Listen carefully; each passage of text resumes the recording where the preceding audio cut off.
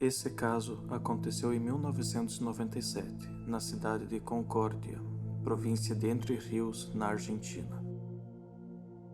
Três irmãos, Andrés, de 9 anos, Jorge, de 8 e Carlos, de 7, estavam brincando em uma propriedade próxima à casa deles com as crianças da vizinhança.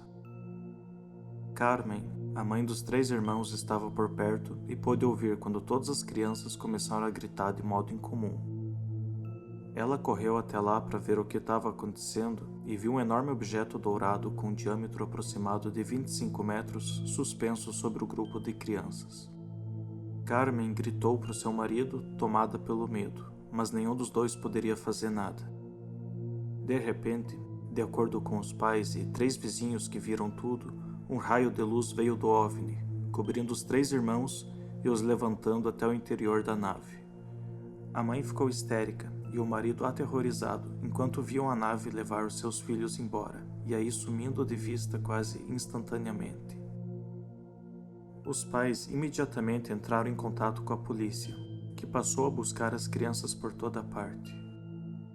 As autoridades enviaram até uma aeronave militar de uma base próxima para vasculhar a área. Os pais estavam desesperados, mas a polícia tentava acalmá-los, garantindo que trariam os filhos de volta sem nenhum arranhão. 3 dias depois do desaparecimento das crianças, de noite, os pais delas estavam na sala quando viram a propriedade ao lado se iluminar intensamente. Eles foram checar e viram suas 3 crianças descendo do mesmo objeto que havia as levado. Imediatamente, os pais foram comunicar à polícia que os filhos tinham retornado. As crianças relataram o que aconteceu nesse tempo. Elas achavam que aquele objeto era dirigido por Deus, que usava uma roupa dourada e tinha um cabelo longo prateado. Ele era muito brilhante também. Esse ser se chamaria Lalar e, durante a viagem, teria mostrado às crianças a lua e planetas no céu. Os irmãos contam que, quando tinham fome, Lalar lhes dava um tipo de pão branco muito saboroso. Eles estavam com um pouco de medo no começo, mas depois superaram. Contaram que Lalar era muito bom para eles, que a nave era muito espaçosa e tinha outros homens parecidos com Lalar, embora não brilhassem tanto. Antes de devolver as crianças, Lalar teria arranhado os rostos das crianças com um bastão branco e aí enfiado algumas agulhas nas suas costas, mas nada disso tinha doído. Carlos, o menor dos irmãos, dizia que tinha muitas luzes brilhando por toda parte e que o senhor que os levou tinha uma cabeça muito grande e olhos muito grandes também, além de serem amarelos. Havia muitos outros como ele, mas todos eram seus amigos.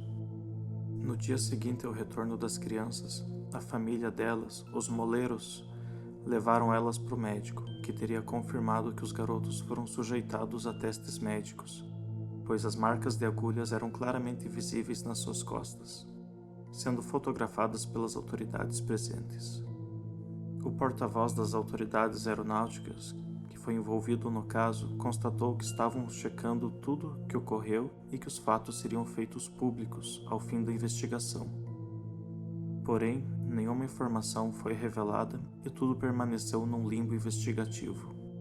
Nunca houve manifestação oficial e tudo foi perdido no tempo. Em 2010, pesquisadores tentaram reabrir o caso, mas não conseguiram encontrar nenhum membro da família Molero, que se mudaram de casa e aparentemente foram levados para outro lugar. Alguns especularam que suas identidades foram alteradas pelas autoridades para evitar questionamentos da imprensa.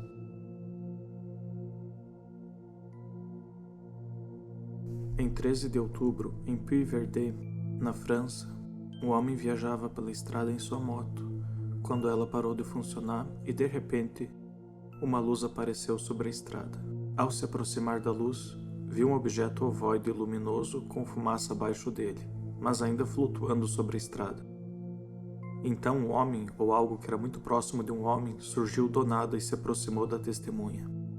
Logo em seguida, o ser colocou sua mão esquerda no ombro do homem e ofereceu o que a testemunha descreveu como palavras tranquilizadoras.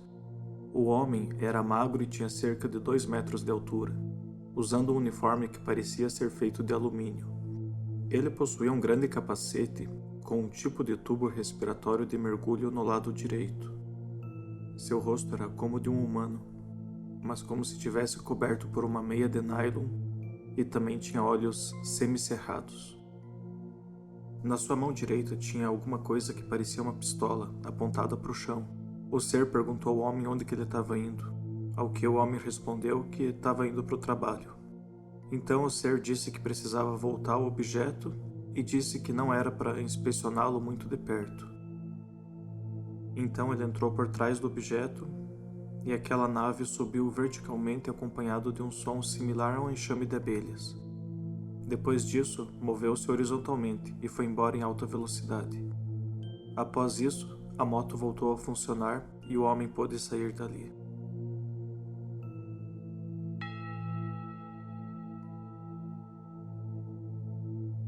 Em 13 de outubro de 1973, entre Columbus e Mansfield, Ohio, Estados Unidos, o homem dirigia depois da meia-noite.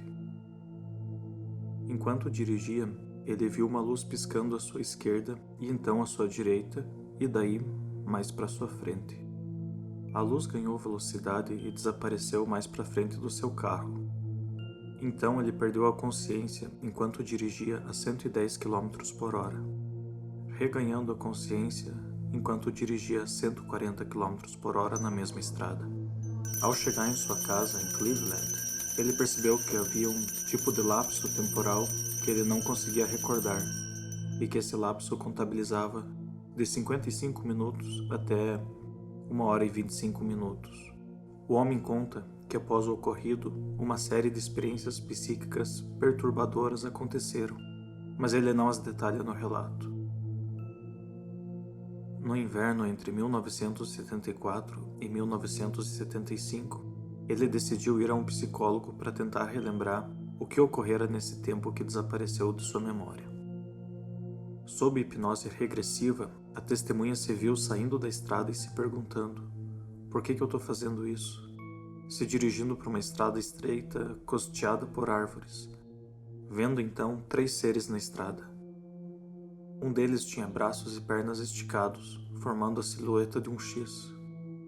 Os outros 2 estavam próximos do seu carro. Logo após isso, ele viu 2 pares de olhos e um rosto se formando e brilhando na sua esquerda. Era como se cada par de olhos fosse projetado para dentro do seu cérebro e para fora novamente. Sua próxima lembrança foi de estar se aproximando de uma espécie de nave com uma porta na parte superior. Ele sentiu profundo terror, mas enquanto passava pela porta, por algum motivo ele sentiu alívio. Em seguida, ele estava deitado em uma espécie de mesa e viu seres com aspecto prateado metálico. Um estava se inclinando e inspecionando suas pernas. Um instrumento brilhante e iluminado foi trazido pelos seres para perto da cabeça da testemunha, machucando seus olhos. Logo depois, ele estava fora do estranho objeto para o qual fora levado. Estava de pé observando, enquanto o objeto levantava voo e ia embora. O objeto era preto e contornado por uma luz branca cintilante.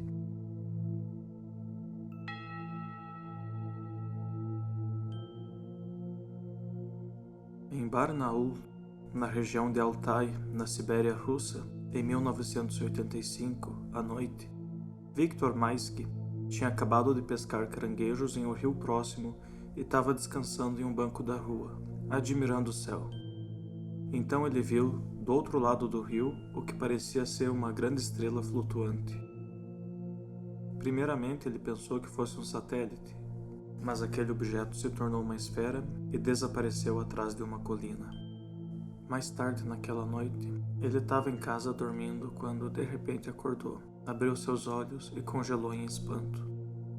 Ele viu uma luz turva na parede, e então a parede pareceu derreter e então desaparecer. O quarto e mais que foram, de repente, levados para um cilindro pulsante.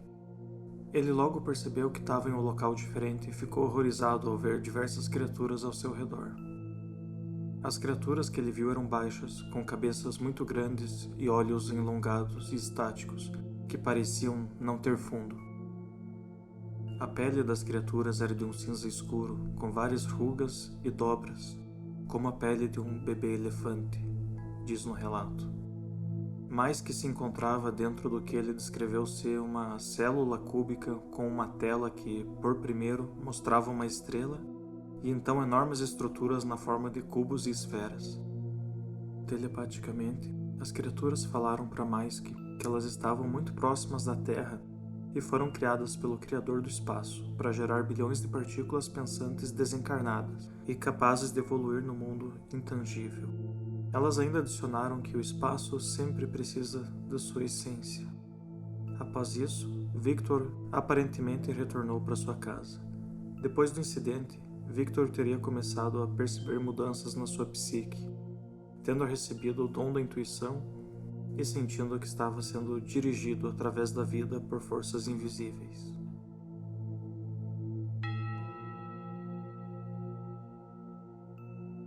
O seguinte relato foi feito por um usuário que já foi deletado no Reddit. Eu lembro de ter ido para fora da minha casa porque eu tinha visto um tipo de show de luzes incrível pela janela. Pareciam luzes de LED vermelhas, brancas e azuis, mas extremamente claras, iluminando minha casa inteira. Conforme eu ia para fora, eu via um objeto voador em forma de disco enorme, girando incrivelmente rápido. Mas de alguma forma, eu era o único fora de casa naquela noite testemunhando aquela visão fascinante. De algum jeito, eu tinha perdido todos os meus sentidos, exceto minha visão, porque eu não podia sentir ou cheirar nada naqueles momentos. Mesmo que fosse uma noite congelante de inverno e eu morasse numa estrada de chão onde era possível sentir o cheiro de poeira no ar. Aquela coisa estava girando tão rápido que estava de algum modo se desfazendo, mas ainda permanecendo perfeitamente intacta na sua forma discoide. Então eu vi um flash branco de luz e de alguma forma eu fui transportado para minha escola. Eu morava no México na época e estudava no Arizona.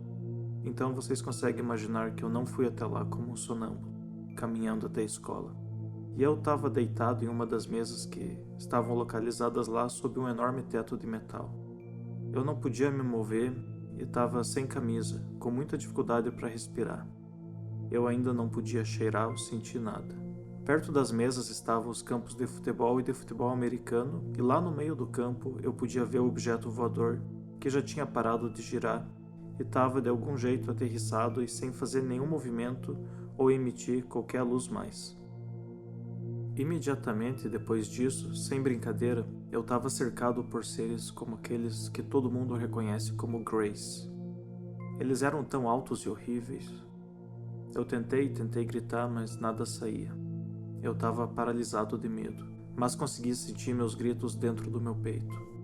Eu nunca tive tão assustado como naquele momento. Tudo que me lembro era daqueles seres me cercando e apenas me encarando nos olhos. Aquelas fendas diagonais como olhos que estamos tão acostumados a ver em relatos. Todos tinham uniformes de cores diferentes que eram feitos de algum material absurdamente refletivo que eu nunca tinha visto antes. Isso é tudo o que eu lembro daquela noite. Eu fechei meus olhos naquele momento e então me encontrei de pé no mesmo exato lugar onde primeiramente tinha visto as luzes vermelhas, brancas e azuis. Eu comecei a chorar e fui dormir naquele estado, sem nunca contar para ninguém sobre aquela noite. Ainda dentro desse relato, a testemunha contou que, após ler outros relatos de abdução, também pôde sentir uma espécie de calombo no lóbulo da orelha esquerda, bem onde outras pessoas relatavam receberem uma incisão.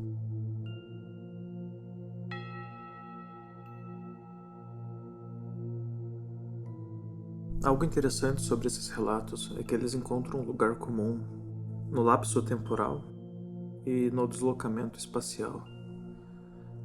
Muitas vezes as pessoas perdem os sentidos, como se elas tivessem desmaiado, e logo em seguida elas recobram a consciência em outro lugar, em outro momento.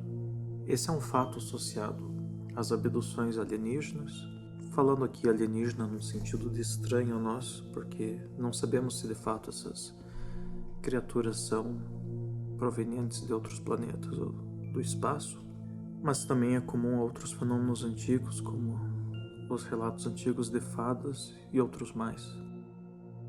Principalmente antigamente, nas estradas, quando elas eram mais desertas, era mais comum o avistamento de objetos voadores e as próprias abduções acontecendo nesses lugares, mesmo que o carro da vítima estivesse em movimento.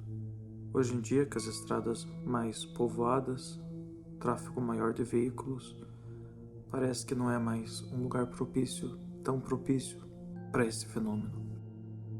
O último relato da pessoa que morava no México é bastante interessante porque ele parece misturar consequências físicas com uma espécie de paralisia. E até onde a paralisia do sono poderia estar ligada com o fenômeno da abdução? Até onde as pessoas que são vítimas desses estranhos acontecimentos não estão encostando em alguma coisa misteriosa que tem alguma relação oculta entre si? Ao mesmo tempo, as pessoas que são vítimas de abduções relatam acordar em outros lugares, relatam resquícios físicos desses encontros.